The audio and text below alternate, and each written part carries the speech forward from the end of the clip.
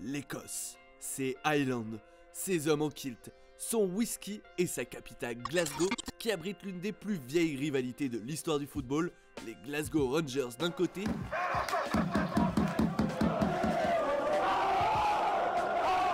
et le Celtic Glasgow de l'autre.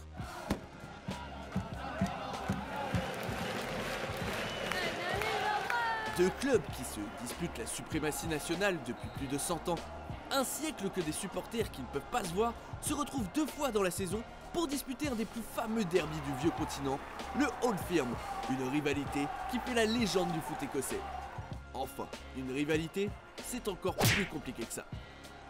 Bon, assis-toi 5 minutes, on t'explique tout. Abonne-toi à notre chaîne, nous mettons de nouvelles vidéos en ligne chaque semaine. Aujourd'hui, le Old Firm entre le Celtic Glasgow et les Glasgow Rangers. Fin du 19e siècle à Glasgow. On est en 1873 quand un groupe de jeunes crée le club des Glasgow Rangers près des chantiers navals. Grâce à la grande circulation d'hommes à proximité, le club devient rapidement populaire. Sauf que l'Écosse voit au même moment débarquer une énorme quantité d'immigrés irlandais fuyant la famine. Et lors d'un match entre les Queen's Park de Glasgow et les Hibernians, on se rend compte qu'il manque un club à Glasgow. En fait, Hibernians est un club fondé par des immigrés irlandais catholiques à Édimbourg. Lors de ce match, de nombreux immigrés préfèrent soutenir ce club-là plutôt que celui de Glasgow. Et c'est pourquoi des migrants irlandais créent le Celtic Glasgow en 1887 en soutien à cette diaspora irlandaise. Et tout sépare le Celtic et les Rangers. Les Rangers sont très proches de la grande communauté protestante de la ville, alors que le Celtic noue un lien fort avec la communauté irlandaise catholique. Et pour épicer le tout, dites-vous que les Écossais en majorité sont très loyaux envers la couronne d'Angleterre, alors que les Irlandais sont un peu moins fans, on va dire, voire carrément hostiles au royaume. Mais on y reviendra. Parce qu'en fait, les deux clubs s'apprécient plutôt bien au début. Par exemple, le nom de leur derby, le Old Firm, vieille combine ou vieille entente en français, témoigne de cette époque où les deux clubs cohabitaient tranquillement. Une rumeur affirme que les deux clubs ont créé de toutes pièces cette affiche pour simplement faire monter la sauce et engranger plus d'argent. Une autre raconte que l'expression viendrait d'un journaliste écossais qui avait constaté que les Rangers avaient prêté leur gardien au Celtic pour une finale de coupe. Un bien gentil service vu que le Celtic n'avait plus aucun gardien disponible. Bon, c'est bien cool tout ça, mais quand est-ce qu'on va voir de la baston et des mecs qui se détestent, me diriez-vous? On y arrive, on y arrive. Dans les années 1910, l'Irlande veut absolument se libérer de la Grande-Bretagne. La tension monte d'un cran partout dans le royaume et Glasgow n'échappe pas à la règle. Les deux clubs symbolisent l'ambiance même du pays. Lors des derbies, on voit alors les fans du Celtic chanter à la gloire de leur île natale et sortir des drapeaux. En réaction, les supporters des Rangers se ramèneront au stade avec de nombreux drapeaux et chants à la gloire du Royaume-Uni. Vous aussi vous sentez ce parfum d'embrouille? Surtout que Glasgow est loin d'être un havre de paix. Il faut savoir que cette ville a subi d'énormes crises économiques au début du XXe siècle, ce qui a ramené pauvreté et violence dans la cité portuaire. Et qui dit violence, dit gang. Eh bien figurez-vous que même nos deux clubs sont liés à des gangs de la ville. Les Irlandais du Celtic sont affiliés aux Team Malloy Boys, tandis que les Écossais des Rangers font eux partie des Billy Boys. Vous l'avez compris, vraiment tout oppose les deux clubs.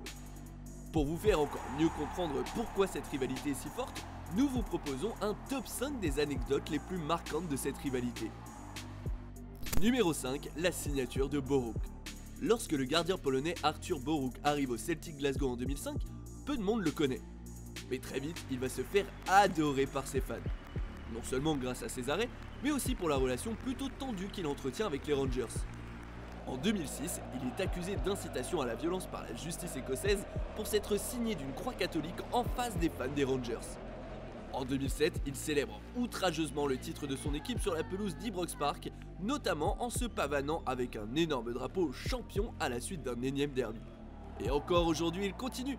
On a pu le voir chanter au mégaphone avec les fans du Legia Varsovie lors d'une rencontre européenne face, vous l'avez compris, aux Glasgow Rangers.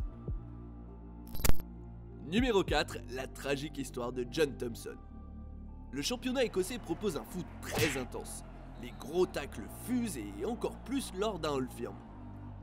En 1931, Le pauvre gardien du Celtic John Thompson en fera les frais. Sur une action, Thompson plonge dans les pieds de l'attaquant des Rangers Sam English. Le choc est violent et le gardien se brise le crâne contre l'attaquant. Il décédera quelques minutes plus tard.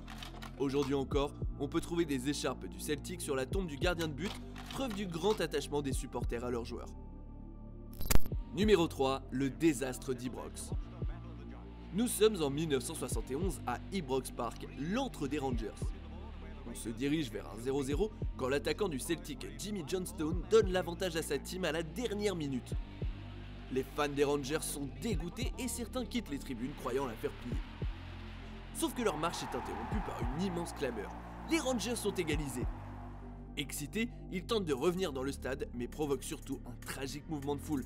Le bilan est horrible, 66 personnes périssent dans cette bousculade, ce qui en fera la plus grande tragédie de l'histoire du Old Firm.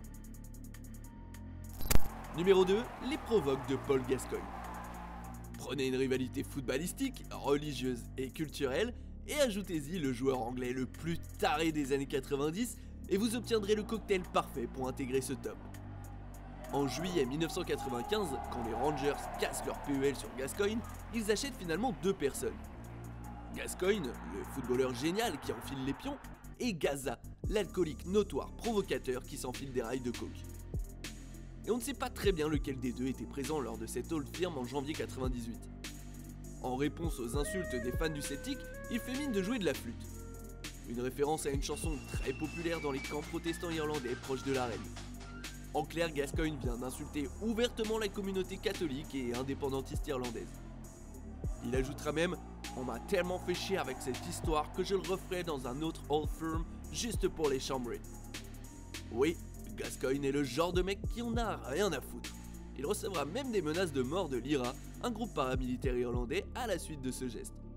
Malheureusement, de trop grosses cuites et des problèmes de violence conjugale viendront mettre un coup d'arrêt à son aventure avec les Rangers. En tout cas, les fans ne regrettent toujours pas son passage. Numéro 1, le traître Mo Johnston. Jeune attaquant écossais et catholique, Mo Johnston brille du haut de ses 20 ans sous le maillot du Celtic. De 1984 à 1987, il enchante les supporters avec 52 buts en 99 matchs pour le club de ses rêves. Mais au bout de 3 ans, Johnston a envie de changer d'air et pose ses valises en France, au FC Nantes. Oui, mais 2 ans plus tard, la rumeur d'un retour prend de plus en plus de poids. On le voit même revisiter le Celtic Park, ce qui sent quand même plutôt bon. Et c'est là que ça va devenir drôle. Alors que tout semble conclu, le cerveau de Johnston opère un virage à 90 degrés. Il ne signera pas au Celtic, mais bien aux Rangers. En cause, le forcing de l'entraîneur des Gers, Graham Souness, qui lui proposera un salaire encore plus mirobolant que celui des Celtics, alors que Johnston avait des problèmes fiscaux. C'est bien ici un acte de traîtrise impardonnable. Johnston devient le premier joueur catholique à jouer aux Rangers depuis la Première Guerre mondiale et le deuxième joueur à être passé par les 2 clubs. Chez les Rangers, les fans ne comprennent pas ce choix et ils seront alors nombreux à brûler leurs écharpes devant le siège du club. Imaginez alors ce que ça a dû être pour les supporters du Celtic, surtout quand on sait que ses motivations étaient surtout pécuniaires. Johnston gagne 2 superbes surnoms, le classique Judas pour sa traîtrise, ainsi que la petite merde en français dans le texte, encore plus explicite.